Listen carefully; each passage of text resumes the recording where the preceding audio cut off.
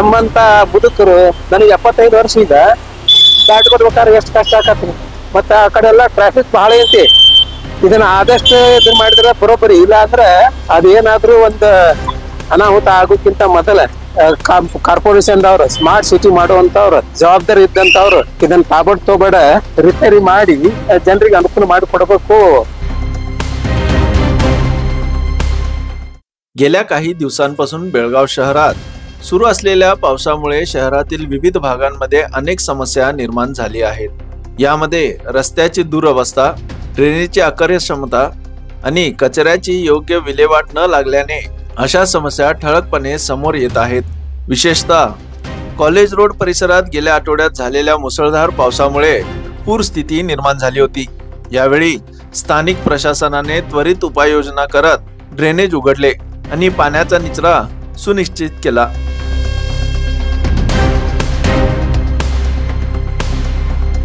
हे निश्चितच कौतुकास्पद आहे.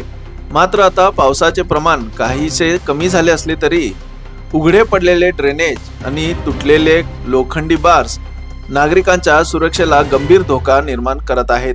या भागात Lingaraj college, RLS college, Benen Smith school, Vanita Vidyalaya school यासारख्या शैक्षणिक संस्थांचा वावर असल्यामुळे दररोज सकाळच्या वेळात विद्यार्थ्यांची आणि नागरिकांची मोठी गर्दी या मार्गावर दिसून येते.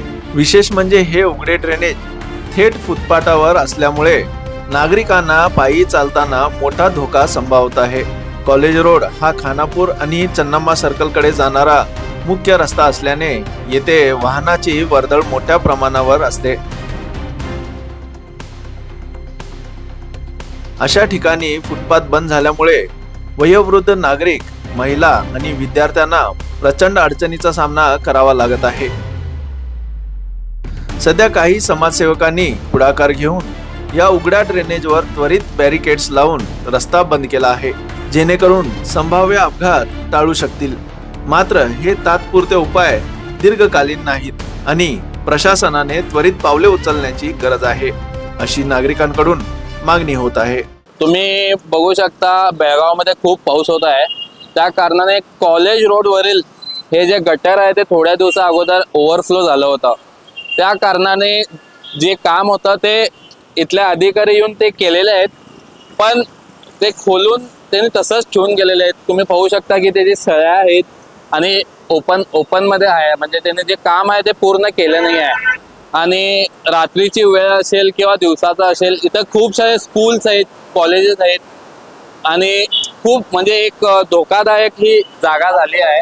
लहान मुलं असतील किंवा जनावर असतील, या एरियामध्ये खूप सारे असे गाय असतील किंवा कुत्रे वगैरे फिरत असतात. तर मी प्रशासनाला, जे कोणी याचा अधिकारी आहे त्यांना विनंती करतो की ते काम जे आहे ते लवकरात लवकर संपवावं. आता सध्या तरी आम्ही एक बॅरिकेड लावून त्याला ब्लॉक केलेला आहे. तर मी अधिकाऱ्यांना विनंती करतो की लवकरात लवकर येऊन त्यांनी हे काम संपवावं, अन्यथा इथं ऍक्सिडेंट किंवा काही पण दुर्घटना व्हायचे चान्सेस आहेत. आणि जर ते झालं तर त्याची जबाबदारी कोण, हे मी त्यांना आज विचारतो. यावेळी एका वयोवृद्ध नागरिकाने प्रतिक्रिया देताना सांगितले की आम्हाला या रस्त्यांवरून चालणेही कठीण झाले आहे.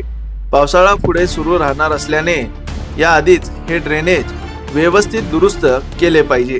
ಇಲ್ಲಿ ಪೇರೆಂಟ್ಸ್ ಬಿಟ್ಟ ಕಾಲೇಜ್ ಬಾಜು ಮೇನ್ ರೋಡು ಇಲ್ಲಿ ಗಟ್ರ ಹಟ್ಟ್ಯಾರ. ಇವತ್ತೊಂದು ತಿಂಗಳ ಮೇಲೆ ಆಯ್ತು. ಅದು ಮುಸ್ಲಿಂ ಬಿಟ್ಟ ನಮ್ಮಂತ ಮುದುಕರು, ನನಗೆ 75 ವರ್ಷ ಈಗ ದಾಟ್ಕೊಡ್ಬೇಕಾದ್ರೆ ಎಷ್ಟು ಕಷ್ಟ ಆಗತ್ತೆ. ಮತ್ತು ಆ ಕಡೆ ಎಲ್ಲ ಟ್ರಾಫಿಕ್ ಬಹಳ ಐತಿ. ಇದನ್ನ ಆದಷ್ಟು ಇದನ್ನ ಮಾಡಿದ್ರೆ ಬರೋಬ್ಬರಿ. ಇಲ್ಲ ಅಂದ್ರೆ ಅದೇನಾದ್ರೂ ಒಂದು ಅನಾಹುತ ಆಗೋಕ್ಕಿಂತ ಮೊದಲ ಕಾರ್ಪೊರೇಷನ್ ದವ್ರು ಸ್ಮಾರ್ಟ್ ಸಿಟಿ ಮಾಡುವಂಥವ್ರು ಜವಾಬ್ದಾರಿ ಇದ್ದಂಥವ್ರು ಇದನ್ನ ತಾಬಡ್ತೋಬೇಡ ರಿಪೇರಿ ಮಾಡಿ ಜನರಿಗೆ ಅನುಕೂಲ ಮಾಡಿಕೊಡಬೇಕು ಅಂತ ನಂದು ವಿನಂತಿ. ನನ್ನ ಹೆಸರು Channappa Kallappa Unkal, retired principal, GA college, KLE society GA college principal. Retired ಆಗಿ 15 ವರ್ಷ ಆಯ್ತು. ಈಗ 75 ವರ್ಷ ನನಗೆ. ಅದು ನೋಡ್ರಿ, ಇವತ್ತು ಬ್ಯಾಂಕಿಗೆ ಕೆಲಸಕ್ಕೆ ಹೋಗಿದ್ದೆ. ಬರ್ಬೇಕಾದ್ರೆ ಬಸ್ ಇಲ್ಲ, ಮತ್ತು ನಡ್ಕೊಂತ ಬರ್ಬೇಕಾಗೈತಿ. ಅಂದ್ರೆ ಈ ರೋಡ್ ಹಿಂಗಾಗೈತಿ. ಬಿದ್ದು ಅಕಸ್ಮಾತ್ ಏನಾದರೂ ಅನಾಹುತ ಆದ್ರೆ ಯಾರು ಜವಾಬ್ದಾರಿ ಇರುತ್ತೆ? ಅದ್ರ ಸಲುವಾಗಿ ದಯಮಾಡಿ ताबडतोब रिपेअर. सध्या पावसाचे प्रमाण कमी असले तरी हवामान खात्याच्या अंदाजानुसार पुन्हा जोरदार पावसाची शक्यता आहे। त्यामुळे या ओपन ड्रेनेजची तात्काळ दुरुस्ती करून फुटपाथ नागरिकांसाठी खुलं करण्यात यावा, ही जनतेची प्रमुख मागणी आहे। Bureau report, voice of Venugram, Belgaum.